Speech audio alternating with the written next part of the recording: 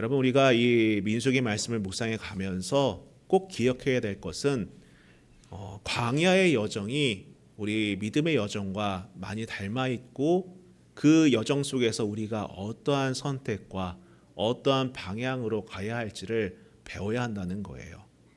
제가 처음에 이제 출애굽기를 필두로 하여서 계속해서 이제 출애굽과 광야의 여정을 다루는데, 단순히 성경적인 지식을 여러분들에게 전달하기 위함이 아니라 우리의 삶이 광야를 걷는 것 같지 않습니까?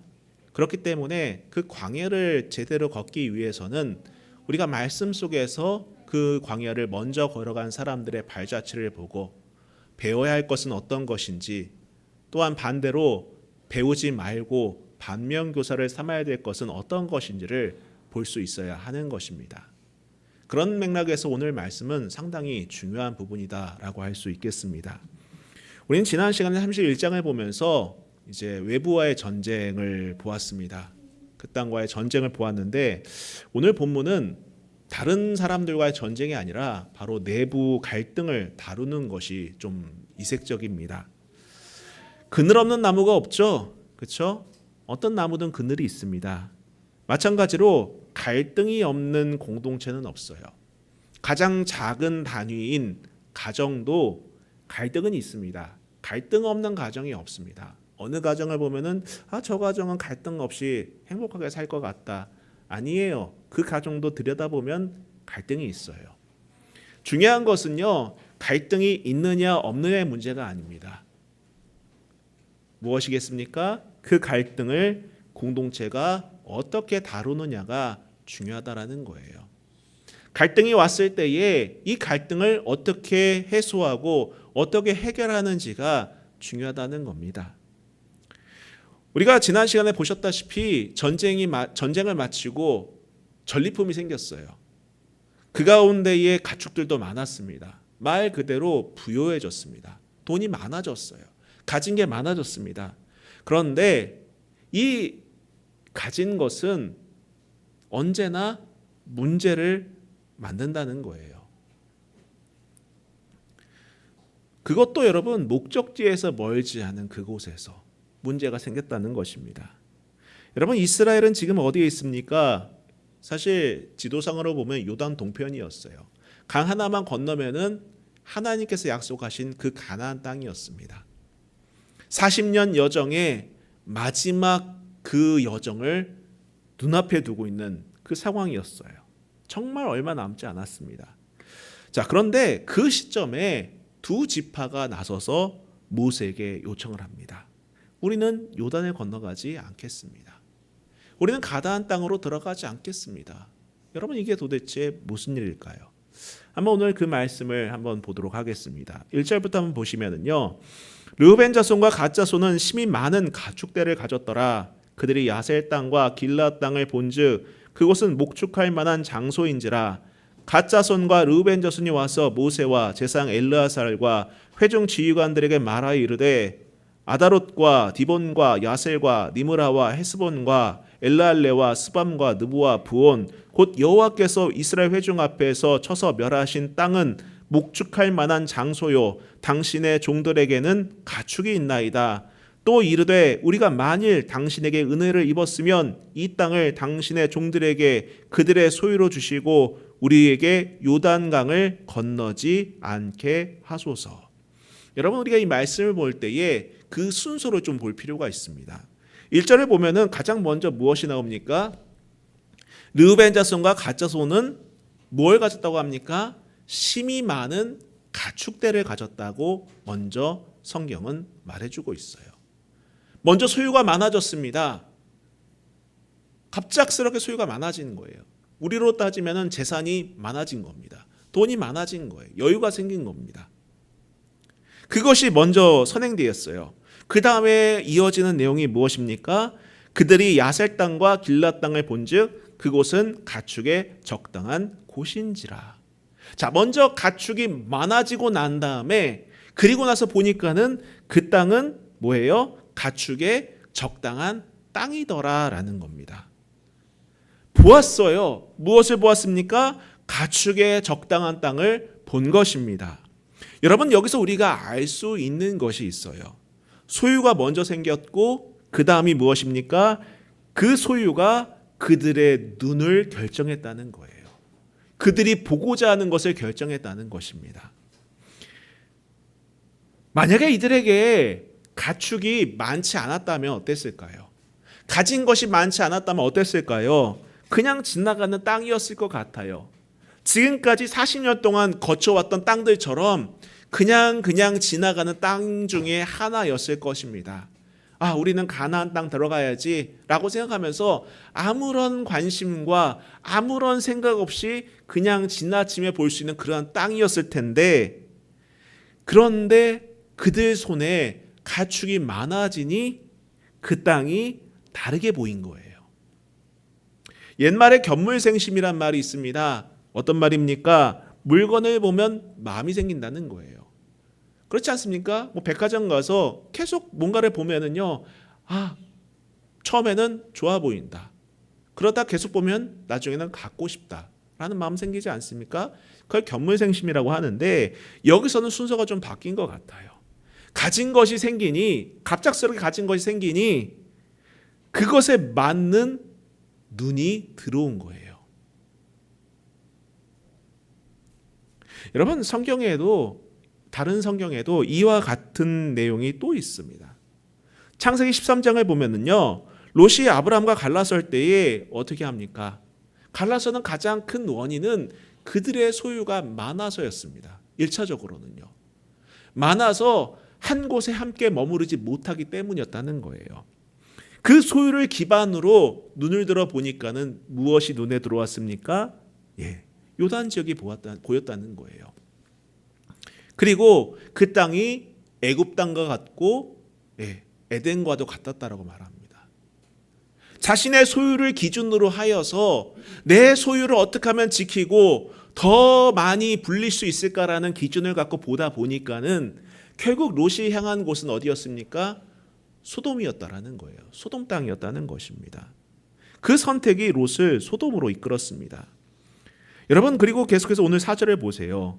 이들은 그 땅을 어떻게 설명을 합니까? 곧 여호와께서 이스라엘 회중 앞에 쳐서 멸하신 땅은 목축할 만한 땅이요 당신의 종들에게는 가축이 있나이다. 물론 앞부분은 맞는 말이에요. 여호와께서 치신 땅이라고 합니다. 그런데 문장의 무게, 이 말의 무게가 어디에 실려 있습니까? 앞부분에 있는 것이 아니라 뒷부분에 있다는 거예요. 목축할 만한 땅이요 당신의 종들에게는 가축이 있나이다. 이게 더 중요한 거예요. 하나님께서 하신 일은 뒷전으로 물러가고, 하나님께서 일하신 일은 뒷전으로 물러가고, 우리에게 가축이 있다는 것이 이들이 말하고자 하는 결론이었다는 거예요. 그리고 5절에 요청이 나옵니다. 뭐라고 합니까? 우리에게 요단을 건너지 않게 해주세요. 여러분, 이 한 문장이 오늘 본문의 핵심입니다. 요단을 건너가지 않겠다는 거예요. 약속의 땅으로 들어가지 않겠다는 겁니다. 가나안으로 들어가지 않겠다는 거예요. 왜일까요, 여러분? 여기가 좋아서. 내가 가진 것을 지키고, 내가 가진 것을 불리고, 내가 가진 것을 누리기 위해서는 여기가 좋기 때문에 나는 들어가지 않겠습니다. 라는 것입니다. 여러분, 우리가 무엇을 가지고 있느냐가 우리가 무엇을 보느냐를 결정합니다. 내가 가진 것이 내가 곧 보게 되는 거예요. 여러분, 같은 길을 걸어도요, 손에 무엇이 있느냐에 따라서 눈에 들어오는 것이 다르다라는 것입니다. 여러분, 그렇지 않나요, 여러분? 무언가를 소유하게 되면은요, 그것에 맞는 옵션을 계속 사요. 단적인 예로 드리면은 핸드폰 하나 산다고 가정해 봅시다. 스마트폰 하나 샀을 때 여러분, 스마트폰 하나 사고 끝납니까? 아니죠. 그것에 맞는 필름도 붙여야 되고 그것과 어울리는 케이스도 사야 돼요. 그렇지 않습니까? 왜 그렇습니까? 이걸로는 만족할 수 없다는 거예요. 그리고 그 케이스로 끝나지 않습니다. 그 케이스를 꾸밀 수 있는 온갖 액세서리를 덕지덕지 붙인다는 거예요. 왜일까요? 가진 게 있으니까. 그것을 더 아름답고 돋보이게 하고 싶은 그런 욕망이 그 안에 있기 때문 아니겠습니까? 여러분, 결국 내 손에 무엇이 있느냐에 따라서 내가 무엇을 보느냐가 결정되는 거예요. 이 말은 바꿔 말하면 무엇입니까? 마음에 무엇이 가득하냐에 따라서 그 인생의 방향이 결정된다라는 것입니다. 물론 그것이 반드시 나쁘다라고 할 수 없어요. 그렇죠? 만약에 자녀가 있는 가정이라면 내 자녀가 중심이 되어서 이 자녀를 데리고 갈 만한 곳이 어디인지를 고민하고 이 자녀에게 맞는 장소로 가게 될 것 같아요. 그게 나쁜 건 아니에요. 그리고 내가 무언가를 소유하게 됐을 때 그걸 불리고자 하는 마음은 당연한 거예요. 인지상정입니다. 그런데 문제는 하나님의 계획이나 하나님의 뜻보다 그것이 더 앞서갈 수 있게 된다는 거예요. 급기야 믿음과 신앙의 방향조차 영향을 줄 수 있다는 것입니다. 우리 교회는 그런 일이 없지만은 어떤 교회는 주차할 자리가 없어가지고 교회를 옮긴대요. 뭐가 중요한 겁니까? 차가 중요한 거예요. 차가. 그래서 어떤 목사님은 차 갖고 오지 마세요. 막 이런 목사님도 계시더라고요. 저에겐 갖고 오셔도 돼요. 괜찮습니다. 그만한 교회도 아니기 때문에. 그런데 여러분, 중요한 거는 내 마음에 무엇이 자리매김하고 있느냐에 따라서 내가 보는 것이 다르다라는 것입니다. 여러분, 르우벤과 갓자손이 나쁜 사람들이었던 건 아니에요. 그들은 전쟁에서 함께 싸웠던 사람들이었습니다. 다만 그 손에 가축이 많이 생기니 보는 시선이 바뀐 거예요. 여러분, 지금 내가 가진 것 때문에 눈에 들어오는 것들이 있습니까? 내가 소유한 것 때문에, 내가 함께하고 있는 것 때문에 눈에 들어오는 것이 있습니까? 그리고 그것 때문에 원래 가려던 길을 멈추고 다른 길로 가고 싶어 하지는 않으십니까? 여러분, 가진 것이 많아질수록 조심하셔야 돼요. 그것이 우리의 시선을 바꾸고 그 바뀐 시선이 우리의 목적지를 바꿀 수 있기 때문입니다. 오늘 성경에서처럼요. 그리고 여러분, 여기서 우리가 한 가지 또 분명히 해야 될 것이 있습니다. 르우벤과 갓자손이 요청한 그 땅이 나쁜 땅이었습니까? 뭐 우상 숭배가 만연한 땅이었나요? 그렇지 않아요. 좋은 땅이었습니다. 목축하기 아주 적절한 땅이었어요. 그리고 이미 하나님께서 치셔서 이스라엘 앞에 놓아주신 그러한 땅이었습니다. 그냥 빈 땅이었어요. 그런데 문제가 무엇입니까? 그곳은 하나님께서 약속하신 땅이 아니었다는 거예요. 그렇죠? 눈에 보이긴 좋아 보이고 재산 증식하기엔 좋아 보이는 땅이었지만은 하나님께서 목적하신 땅은 아니었다는 것입니다. 하나님이 아브라함에게 약속하신 땅, 출애굽했을 때 그 목적지, 40년 광야를 걸어온 이유가 무엇 때문이었습니까? 단순히 살기 좋은 땅을 얻기 위해서가 아니었어요, 여러분. 먹고 살 만한 땅이 아니었습니다. 기름지고 그런 땅이 아니었다는 거예요. 바로 가나안 땅이었어요. 약속하신 땅이었습니다. 요단 동편은 좋은 땅이었지만은 목적지는 아니었어요. 여기서 우리가 붙들어야 될 개념이 있습니다. 바로 차선을 조심해라라는 거예요. 차선. 여러분, 사실 나쁜 것이 최선을 방해하는 경우는 드물어요. 왜냐하면은 대부분 나쁜 것은 쉽게 알아보고 사람들이 거절합니다. 아, 저거 나쁜 건데 나에겐 최선이 있어. 내겐 하나님의 거룩하신 목적하심이 있어. 내게는 소명이 있어. 등등의 이유로 나쁜 것은 거절할 수 있습니다. 그런데 괜찮은 것, 괜찮은 차선은 거절하기가 어렵습니다. 이 땅이 그랬어요. 나쁘지 않았습니다. 오히려 좋았어요. 그래서 위험한 거예요. 그래서 위험한 것입니다. 이 정도면 됐다. 이만하면 됐다. 이 정도면 내가 살만하다. 이만하면 하나님의 은혜로 누리고 있다. 라는 생각이 드는 순간이 있습니다. 여기까지 왔으면 충분하다라는 생각하는 경우가 있다라는 거예요. 그런데 문제는 그것이 나의 생각, 나아가 내 발걸음을 멈춰버린다는 것입니다.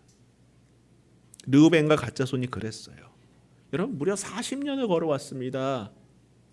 목적지를 향해 무려 40년을 걸어왔어요. 이제 강 하나만 건너면 됐습니다. 그런데 이들의 발걸음을 멈추게 한 것은 어떤 거대한 성도 아니었습니다. 무시무시한 대적도 아니었습니다. 그저 여기가 좋으니 여기서 멈추겠습니다 라는 차선이었다라는 거예요. 여러분, 우리의 신앙에도 이런 순간이 있을 수 있어요. 여기까지 왔으면 됐다라는 생각, 이만하면 됐다라는 생각, 이만하면 충분하다는 생각, 그게 크게 잘못된 것처럼 보이지 않지만 그것이 우리의 신앙을 흔들 수 있고 나아가 하나님께서 예배하실 상급을 얻지 못하게 할 위험이 있다라는 겁니다. 이것이 위험한 이유는요, 명백한 죄가 아니기 때문이에요. 그렇죠? 나빠 보이는 것이 아니죠. 나쁜 것에는 주저앉지 않겠죠. 거기에 안주하지 않겠죠. 그러나 괜찮은 곳에 주저앉는 것 아니겠습니까? 여러분, 지금 내가 멈춰 있는 자리가 있습니까? 나쁘지 않아서 이만하면 됐다. 여기서 더 가지 않기를 원한다 라는 자리가 있습니까? 여러분, 그러한 자리가 있다면 먼저 기도하며 물으시길 바랍니다. 이곳이 하나님께서 내게 원하는 장소인가? 내게 주님께서 예배하신 그곳인가? 물어야 된다라는 거예요. 여러분, 좋은 자리와 부르신 자리는 분명히 다를 수 있습니다. 다를 수 있어요. 우리 믿음의 백성들이 가야 할 자리는 내가 보기에 좋은 자리가 아니에요. 하나님께서 부르신 자리라는 것, 소명의 자리, 부름의 자리, 그곳을 향해야 된다는 것을 여러분 잊지 마시기를 부탁드립니다. 계속해서 6절에 보시면은요, 모세가 갓 자손과 르우벤 자손에게 이르되 너희 형제들은 싸우러 가거늘 너희는 여기 앉아 있고자 하느냐? 너희가 어찌하여 이스라엘 자손에게 낙심하게 하여서 여호와께서 그들에게 주신 땅으로 건너갈 수 없게 하려 하느냐? 6절에서 모세가 반응하죠. 그리고 질문이 날카롭습니다.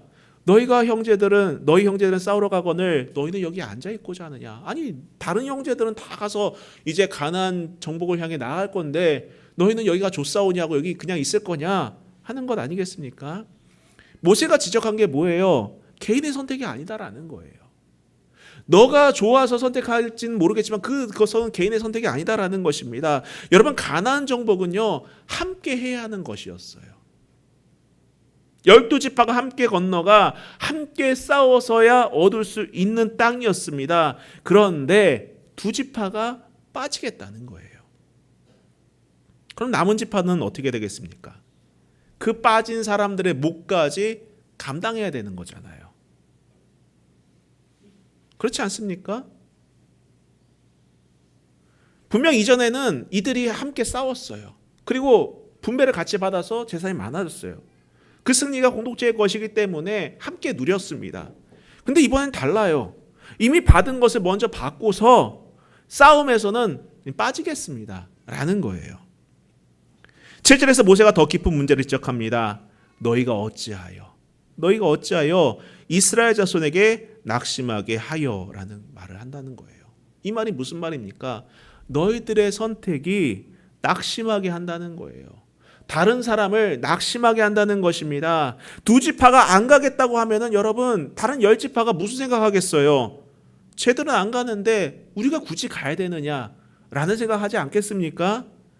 저들이 얻은 땅도 괜찮아 보이는데 굳이 내가 갈 필요가 있겠느냐 라는 생각할 수밖에 없는 것 아니겠습니까? 여러분, 이러한 태도는요, 전염되는 거예요. 누군가를 낙심하게 만드는 것입니다. 우리가 으쌰으쌰 뭐 하자. 근데 난 안 할래. 난 일이 있어. 난 안 가고 싶어. 라고 하면은요, 그 한 사람의 문제로 끝나는 것이 아니에요. 그럼 다른 사람은 어떤 생각하겠습니까? 내가 굳이 가야 되나? 내 돈 들여서 이걸 해야 되나? 이런 생각하지 않겠습니까, 여러분? 이에 모세는 과거에 있던 사건을 언급합니다. 8절부터 한번 보세요. 너희 조상들도 내가 가데스 바네아에서 그 땅을 보라고 보냈을 때에 그리하였었나니 그들이 에스골 골짜기에 올라가서 그 땅을 보고 이스라엘 자손을 낙심하게 하여서 여호와께서 그들에게 주신 땅으로 갈 수 없게 하였었느니라. 바로 가데스 바네아 사건을 꺼내서 말해준다는 거예요. 우리가 잘 알다시피 이 시점에 40년 전 이야기죠. 12명의 정탐꾼이 가나안의 정탐을 올라갔지만은 그 중에 10명은 부정적인 보고를 하고 딱 2명 갈렙과 여호수아만 믿음의 보고, 긍정의 보고를 하지 않습니까? 문제는 10명의 부정적인 보고가 다른 사람들을 낙심하게 만들었어요. 그 결과 무엇입니까? 40년 동안 광야 생활을 하는 것에 광야 생활을 하게 되었다라는 것입니다. 여러분, 모세가 지금 이 시점에서 이 이야기를 꺼내는 이유가 무엇입니까? 같은 일이 반복되려 하기 때문이다라는 거예요. 모세는 40년 전 그 사건을 분명히 기억하고 있었습니다. 그리고 지금 이 시점에서 르우벤 지파와 갓 지파가 우린 못 가겠습니다, 이 땅에 머물겠습니다 하는 이 사건은 그때와 똑같은 일로 변질될 수 있다라고 본 거예요. 여러분, 사람의 선택이라는 것이 이만큼 무서운 겁니다. 나 하나의 자유함, 나 하나의 욕심, 나 하나의 개인적인 생각 때문에 했던 말들 때문에 공동체가 무너질 수 있다는 사실을 여러분 꼭 기억하시고 경계하시기를 부탁드려요. 가정 안에서도 마찬가지예요. 가정 안에서도. 여러분, 가정이라는 존재는 아무리 오래 같이 살았어도 각자의 생각이 있는 곳이에요. 당연히 생각에 차이가 있을 겁니다. 다른 의견이 있을 거예요. 그러나 중요한 것은 무엇입니까? 하나님 뜻 안에서 한 마음으로 뭉쳐서 가야 되는 것이 가정이에요. 그런데 조금 수틀린다고, 기분 나쁘다고, 혹은 내 생각과 안 맞는다고 해서 나 안 해 라고 한다면은 그 순간 모든 것이 와르르 무너지는 것입니다. 오늘 이스라엘 백성에게 그러한 위기가 찾아온 거예요. 그래서 모세는 과거에 있었던 사건을 끄집어내서 이야기해주고 있는 것입니다. 여러분, 그래서 기억해야 되는 거예요. 기억해야 되는 겁니다. 우리가 말씀을 묵상하는 목적이 여러 가지 이유가 있긴 하겠지만은 그 중에 하나는 기억하기 위함입니다. 나의 선택이, 나의 가는 길이, 내가 행하는 결정들이 과연 성경에 비추어 봤을 때에 바른 믿음의 선택인지 아닌지, 이것이 하나님께서 기뻐하시는 일인지 아닌지를 우리가 살펴보기 위하여서 말씀을 묵상하는 거기도 해요. 자, 계속해서 14절부터 또 보시면은요, 보라, 너희는 너희의 조상의 대를 이어 일어난 죄인의 무리로서 이스라엘을 향하신 여호와의 노를 더욱 심하게 하는도다. 너희가 만일 돌이켜 여호와를 떠나면 여호와께서 다시 이 백성을 광야에 버리시리니 그리하면 너희가 이 모든 백성을 멸망시키리라. 모세의 경고는 아주 강렬하지 않습니까? 너희가 이 백성을 멸망시키는 것이다. 그렇죠, 여러분. 낙심해서 우리도 안 갈래 하면은 큰일 나는 겁니다. 큰일 나는 거예요. 이 두 지파의 욕망의 선택, 그들만의 개인적인 선택이 온 백성을 사지로 몰아갈 수 있다라는 것입니다. 여러분, 오늘 우리의 선택들은 우리만의 것이 아닐 수 있어요. 내가 하는 말들, 내가 하는 선택들은요, 그래요, 우리는 우리 기분에 따라서, 우리 감정에 따라서, 내 이익에 따라서 말하고 또 그것을 요구할 수 있습니다. 난 이런 선택을 했어 라고 할 수 있을 거예요. 그건 내 자유야 라고 말할 수 있을 거예요. 그러나 여러분, 내가 멈추면 나만 멈추는 것이 아니에요. 내 곁에 있는 사람들도 흔들립니다. 내 곁에 있는 사람들도 흔들린다는 거예요. 아니, 저 사람도 안 하는데 난 왜 해야 돼? 라고 반응할 수밖에 없지 않겠습니까? 그러한 생각은 퍼질 수밖에 없어요. 전염병처럼 퍼질 수밖에 없습니다. 특히 공동체에서 그래요, 여러분. 가정이든 교회든 어느 집단이든 다 똑같습니다, 여러분. 한 사람의 헌신이 여러 사람들을 일으킬 수 있지만은 한 사람의 안주가 많은 사람을 주저앉힐 수 있다는 것을 여러분 명심하시기를 부탁드립니다. 그래서 여러분 안주해서는 안 되는 거예요. 이렇게 세우시는 분들이 되시길 원합니다. 여러분 100여 년 전 이 땅에 많은 믿음의 사람들, 선교사님들이 와서 학교를 세우고 병원을 세우고 고아원을 세우고 사람들을 교육하고 그러지 않았습니까? 그들의 헌신으로 인해서 이 나라라는 공동체가 일어섰어요. 그렇죠 여러분? 우리는 그것을 역사적으로 알고 있습니다. 그런데 반면 한 사람 한 사람이 주저앉고 무너지면은요, 공동체는요 무너질 수밖에 없는 거예요. 우리는 아주 작은 곳에서부터 이 사실을 기억하고 실천할 수 있기를 부탁드립니다. 바로 가정 안에서부터요. 내가 지금 서 있는 자리가 다른 사람에게 무엇을 말하고 있는지를 우리가 늘 기억하고 묻기를 부탁드립니다. 그리고 또 한 가지, 우리에게는 기억이 필요해요. 모세가 40년 전 일을 기억했기에 위험을 알아보았고 그것을 경고한 것입니다. 하나님께서 우리의 삶에서 하신 일들, 그리고 우리가 넘어졌던 자리들을 기억해야 된다는 거예요. 다시 말하지만은 말씀 묵상은 기억하게 하는 겁니다.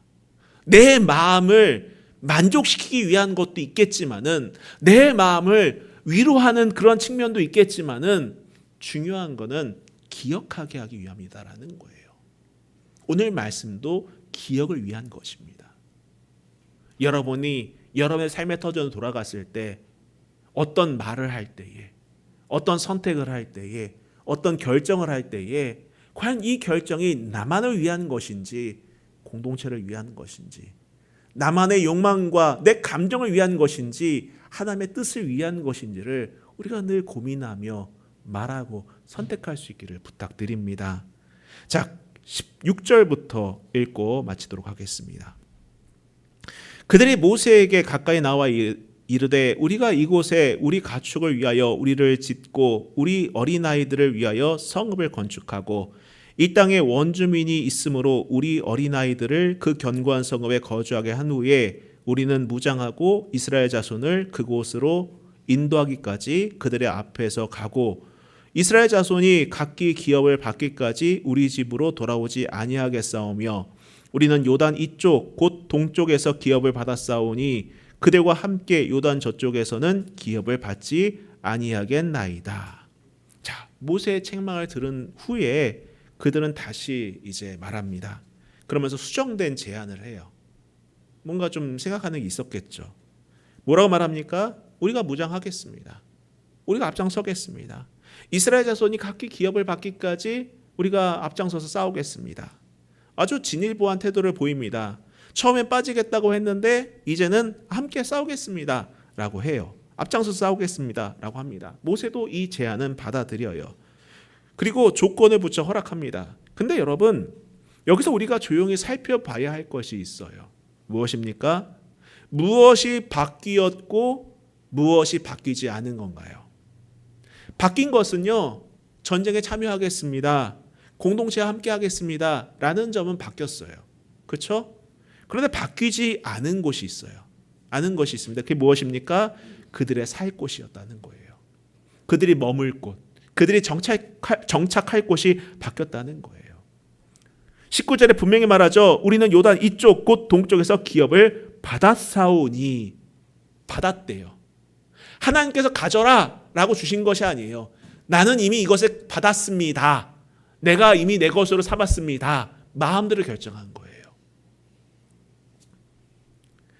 싸움에는 함께 가겠지만은 돌아올 것은 언약의 땅이 아니라, 하나님께서 예비하신 곳이 아니라 내가 마음에 드는 요단 동편입니다 라고 말한 것입니다. 자, 여러분 16절 한번 다시 보시기 바랍니다. 그들이 먼저 무엇을 하겠다고 합니까? 우리가 이곳에 우리 가축을 위하여 우리를 짓고 우리 유아를 위하여 성읍을 건축하고. 이들의 우선순위가 어디에 있어요? 가축과 자식에 있었던 거예요. 가축을 위한 우리를 말합니다. 자식들을 위한 성읍을 말한다는 거예요. 우선순위가 하나님이 아니라 자신의 소유였던 것입니다. 편하지 않은 거예요. 이미 이들은 자신들의 마음속에 우리가 살 곳은 이곳이다. 내가 이곳에 있으면 정말 좋을 것 같다. 여러분, 과연 이들의 선택이 옳았을까요? 성경이 말해줍니다. 르우벤과 갓집파는 사라져요. 우리는 때로는 태도는 고치면서 방향은 고치지 않는 경우가 있어요. 그렇죠? 지적을 받고 나면 태도는 바꿉니다. 거스르지 않게 바꿔줘요. 열심히 하겠다고 합니다. 함께 하겠다고 해요. 그게 잘못된 건 아니죠. 태도는 당연히 바꿔야겠죠. 근데 문제는 근본적인 방향은 그대로일 때가 있다는 거예요. 그렇죠? 어디에 뿌리를 내릴 건지, 무엇을 내 자리로 삼을 건지, 내가 바라보는 시선이 무엇인지를 바꾸지 않을 때가 있다는 것입니다. 르우벤과 갓자손은 함께 싸우기로 합니다. 그러나 돌아올 곳은 여전히 요단 동편이었어요. 자기 마음에 드는 곳이었다는 것입니다. 여러분, 우리는 바뀌어야 돼요. 믿음 안에서 바뀌어야 됩니다. 근데 그 바뀜은 태도만이 아니라 방향도 바뀌어야 된다는 거예요.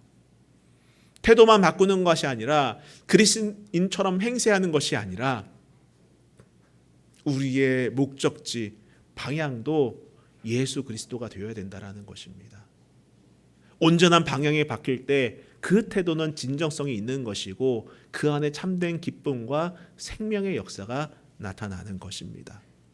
정리하겠습니다. 오늘 성경은요, 강 하나를 앞에 두고 멈춰선 사람들의 이야기였어요. 왜 이들은 멈췄습니까? 그들의 소유가 그들의 시선을 바꿨기 때문이었습니다. 그들의 마음 안에는 하나님이 없었어요. 무엇이 있었습니까? 재산과 처자식이 있었던 거예요. 그러니 가축이 많아지니까는 당연히 그거에 걸맞는 것이 눈에 들어오겠죠. 신앙도 이렇게 포장돼서는 안 된다고 봐요. 내가 이만큼 사니까 이러이러한 것이 필요해. 이것이 결코 좋은 모습이 아닙니다. 여러분, 우리가 무엇을 가지고 있느냐가 우리가 무엇을 보느냐를 결정합니다. 가진 것이 많아질수록 여러분 조심하셔야 돼요. 요단 동편은 나쁜 땅이 아니었어요. 좋은 땅이었습니다. 그래서 위험했던 거예요. 이 정도면 됐겠다. 이만하면 됐다. 이만하면 충분하다라는 생각이 우리를 멈춰 세웠던 것입니다. 멈춰 세울 수 있다라는 거예요. 여러분, 내가 가는 길은 내가 보기에 좋은 곳이 아니에요. 하나님이 부르신 자리를 가는 겁니다. 그것이 믿음이고 믿음의 길이다라는 것을 잊지 마시길 부탁드립니다. 그리고 두 번째로는 여러분, 나의 선택은 나만의 것이 아닐 수 있다는 거예요. 한 사람의 헌신이 공동체를 일으켜 세울 수 있겠지만은 한 사람의 안주도 여러 사람들을 주저앉힐 수 있다는 것을 잊지 마시길 바랍니다. 내가 지금 서 있는 자리가 다른 사람에게 과연 무엇을 말하고 있는지를 보면서 나의 말과 나의 태도, 나의 방향을 정말 하나님께 돌리며 그분이 기뻐하는 믿음의 선택과 그러한 언행을 하는 저와 여러분이 될 수 있기를 다시 한번 주님의 이름으로 축복합니다. 우리 같이 찬양하고 기도하겠습니다.